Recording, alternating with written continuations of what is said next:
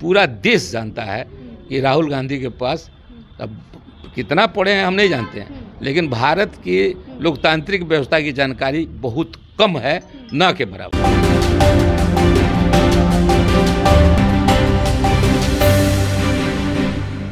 नमस्कार, आप देख रहे हैं रब्सी लाइव न्यूज़ और मैं हूं आपके साथ निधि सिंह। देखिए, हम पार्टी के प्रमुख जीतन राम मांझी कहीं ना कहीं नाराज अब दिखाई दे रहे हैं। दरअसल झारखंड चुनाव में भी उनको एक सीट नहीं मिली।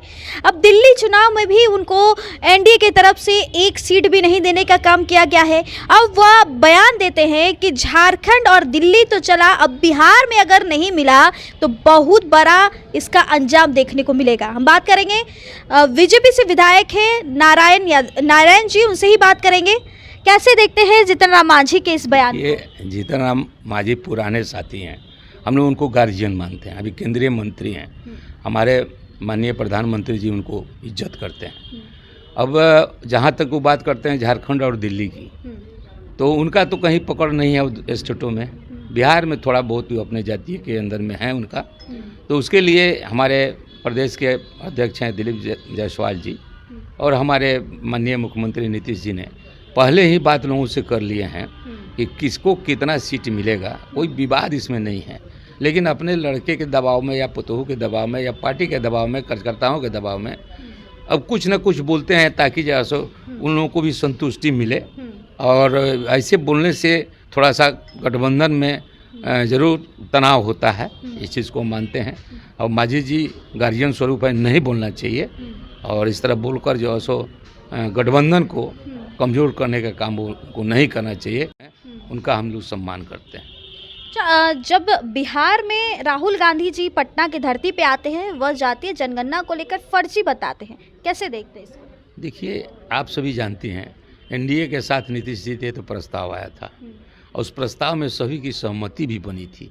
उस समय हम मंत्री थे, पर्यटन मंत्री, हम लोग भी सहमति जताए थे। उसके बाद से आपका फिर दल बदल हुआ, नीतीश जी चले गए आरजेडी के साथ, कांग्रेस के साथ, यूपीए गठबंधन में। और यूपीए के लोग भी साथे रहकर सर्वेक्षण भी कराया, जातीय जनगणना का सर्वेक्षण भी हुआ और घोषणा भी उन्हीं के रीजन में हुआ। आपको 2025 के जनवरी में ना नीतीश जी फिर एनडीए के साथ आए हैं और वो इनको राहुल गांधी को ये बुझाता नहीं है कि उनके दल के लोग साथे रहते हुए भी ये कराए और उसी पर ही कुछ बोलते हैं। तो हम तो इतना ही जानते हैं कि राहुल जी की आदत है कि कहाँ से कहाँ क्या बोल देंगे, कोई ठिकाना नहीं है। और उनका तो कोई नेता है नहीं कि कुछ कार्रवाई करेगा। उनकी माँ हैं, वो हैं और उनके बहन हैं। अब बाकी लोग तो उनको जिसको वो लोग बनाता है वही बनता है, तो वहीं हाँ में हाँ लोग मिलाता है। इसलिए उनको कोई डर नहीं है कि गलत बोल रहे हैं कि सही बोल रहे हैं। अब कांग्रेस वाले लोग जितने लोग हैं बाकी उनको कवरेज करते रहते हैं, बचाने का काम करते हैं, जबकि पूरा देश जानता है कि राहुल गांधी के पास अब कितना पढ़े हैं हम नहीं जानते हैं, लेकिन भारत की लोकतांत्रिक व्यवस्था की जानकारी बहुत कम है, न के बराबर है। अच्छा, आप लोगों का अभी विधानसभा में एक कार्यक्रम चल रहा है, उसमें कई लोग शिरकत कर रहे हैं, ओम बिरला जी भी आए हैं। क्या कुछ आप लोग भी वहाँ गए? क्या कुछ वहाँ से निर्णय या चुनावी मंत्र देने का काम किया, या क्या कुछ बिहार के लिए खास तौर पर क्या कुछ निर्णय लिया? देखिए, आप जानिए कि आज की 20 तारीख की बैठक हमारे बिहार विधानसभा के हमारे अध्यक्ष नंदकिशोर यादव के नेतृत्व में बैठक आयोजित की गई थी, जिसमें भारत के सभी विधानसभा अध्यक्ष आए थे और हमारे देश के लोकसभा के अध्यक्ष ओम बिरला जी की भी उपस्थिति थी।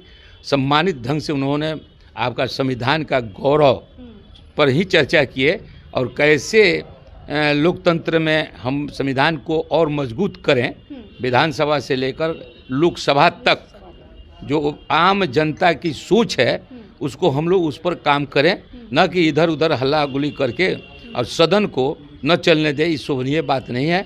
अभी बहुत मेहनत की ज़रूरत है, हर जगह जनता के बीच में जाकर अपने संविधान के बारे में लोगों को बताना और इसको मजबूती प्रदान करने के लिए विचार देना और हम सभी एकत्रित होकर साथ में इसको मजबूत बनाना है, ताकि आने वाला समय जो है 247 जो माननीय प्रधानमंत्री ने कल्पना किया है कि हमारा विश्व में अपना स्थान होगा, हर तरह से मजबूती होगी, उसको पूर्ण हम लोग कर सके, इसी की चर्चा हुई थी। कोई चुनावी चर्चा नहीं हुई।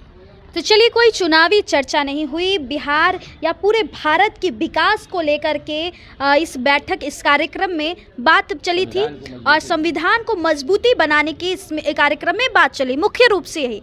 और जैसा कि राहुल गांधी को लेकर के भी बयान था, जीतन राम मांझी की जो उस बयान को लेकर के अभी राजनीतिक गलियारे में हरकम मचा हुआ है। इस रिपोर्ट में बस इतना ही। देखते रहे रब से लाइव। बहुत बहुत धन्यवाद।